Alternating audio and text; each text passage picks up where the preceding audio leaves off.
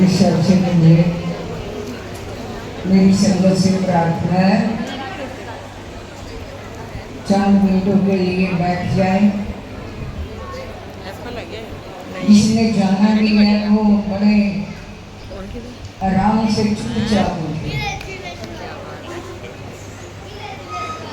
तो आज आप सबने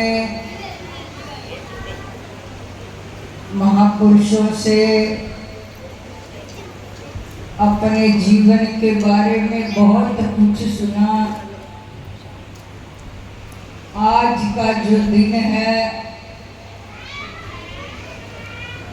जो इस आश्रम में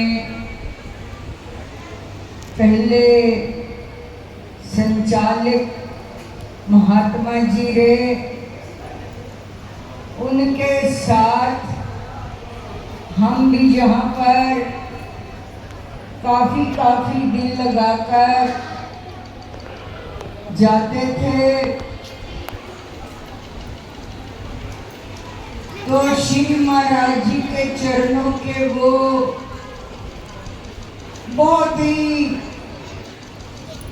जितना कह ले उतना ही कम है, इतने लाडले, जिसको बोल देते हैं कि ये तो मेरा बच्चा बहुत प्यारा है, बहुत लाडला है।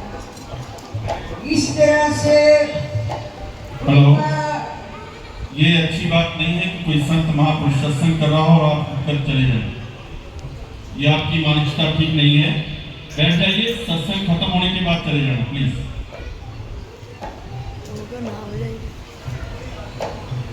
तो उनका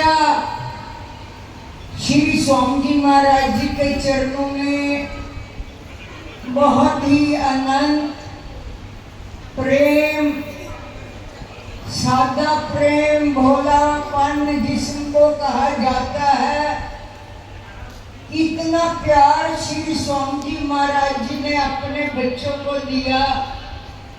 एक बार की बात है कि महात्मा जी ने 2-3 कंबल ओढ़े हुए थे, जोर जोर से कांपने लगे कि मेरे को बुखार हो गया, बुखार हो गया। तो हमारे बड़े भ्राता महात्मा जी ब्रह्म ध्यान जी स्वामी जी से कहने लगे कि विचार जी बहुत कांप रहे हैं, कह रहे मेरे को बुखार हो गया और 2-3 कंबल भी ओढ़े रखे हैं। तो स्वामी जी जब बच्चों को कोई भी तकलीफ होती थी तो फौरन जाकर पता खुद करते थे कि मेरे बच्चे को क्या तकलीफ हो गई। जब वहां पर गए तो क्या देखा, महात्मा जी लेटे लेटे स्वामी जी जोर जोर से चिल्ला रहे हैं कि बुखार बहुत तेज है। स्वामी जी कहने लगे विचार क्या हुआ? कहते बुखार आ गया महाराज जी, बहुत तेज बुखार है। कहते ये मामा कहाँ से आ गया? कहते पता नहीं मेरे को, तेरे को किसने कहा तेरे को बुखार है? महाराज जी ने बाजू पकड़ेंगे। जब बाजू पकड़ी और बाजू जो पकड़ी तो उनको पता चल गया बुखार वगैरह कुछ नहीं है। महात्मा जी से क्वेश्चन किया, स्वामी जी कहने लगे तेरे को किसने बोल दिया तेरे को बुखार है?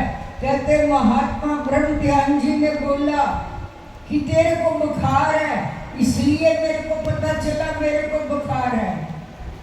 उनके कहने पर स्वामी जी करके पुकारने लगे, चाहे वो कोई भी वजह हो। इतना निम्रता, इतना सादापन, जीवन में दुख में सुख में स्वामी जी को पुकारना। देखिए कोई, हर जीव जो है वो शांत होना चाहता है। एक होता है शांत, होता है परेशान। शांत का मतलब हर प्राणी जो है आजकल दुखी है, वो शांति तो चाहता है। जैसे आपको सर्दी लग रही हो, आपको थोड़ी देर के लिए वो गर्म कपड़ा आप ऊपर ले लेते हो, सर्दी कम हो जाती है, तो आपको कुछ समय के लिए आनंद मिल जाता है, शांति मिल जाती है। लेकिन कुछ समय के बाद फिर वो शांति जो होती है वो दुख में बदल जाती है। लेकिन परेशान जो जीव होता है, जो गुरु के द्वारा दिया हुआ ज्ञान होता है, जब जीव वहां तक पहुंच जाता है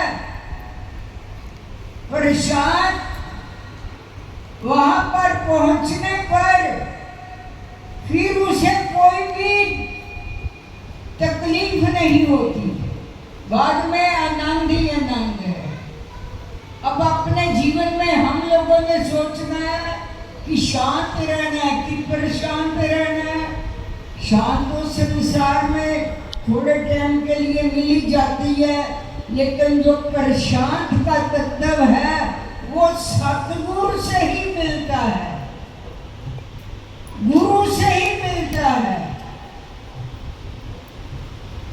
तो हमारा जो शरीर जो हमको दिखाई देता है, जिसको स्थूल शरीर बोलते हैं, ये 3 प्रकार का शरीर है।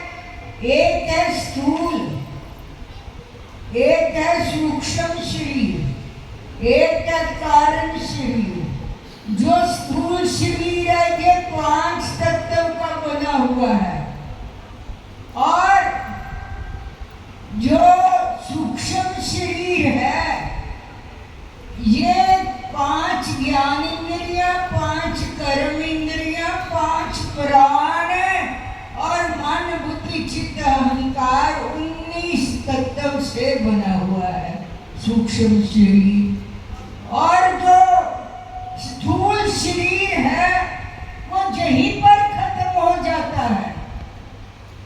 जो आंखों से दिखाई देता है, ये चाहे कोई फकीर हो, अमीर हो, गरीब हो, कोई भी जीव हो, जिसने भी ये स्थूल शरीर जिसको भी मिला है वो यहीं पर समाप्त हो जाता है। लेकिन जो सूक्ष्म शरीर होता है वो अगले जन्म में भी वो सूक्ष्म इच्छाओं के मुताबिक उसको अगला जन्म मिलता है। और जो कारण शरीर होता है वो आत्मा का आवरण होता है। और इन तीनों शरीरों को हम लोगों ने तीनों में से निकलकर आत्मा के आनंद को पाना है। वो गुरु के उपदेश के बगैर नहीं मिल सकता। गुरु मंत्र के बगैर किसी को भी अपने भीतर का ज्ञान नहीं मिल सकता। हाँ, इतना जरूर है, कहते झूठ मूठ खेले सचमुच होए, सचमुच खेले बिरला कोए।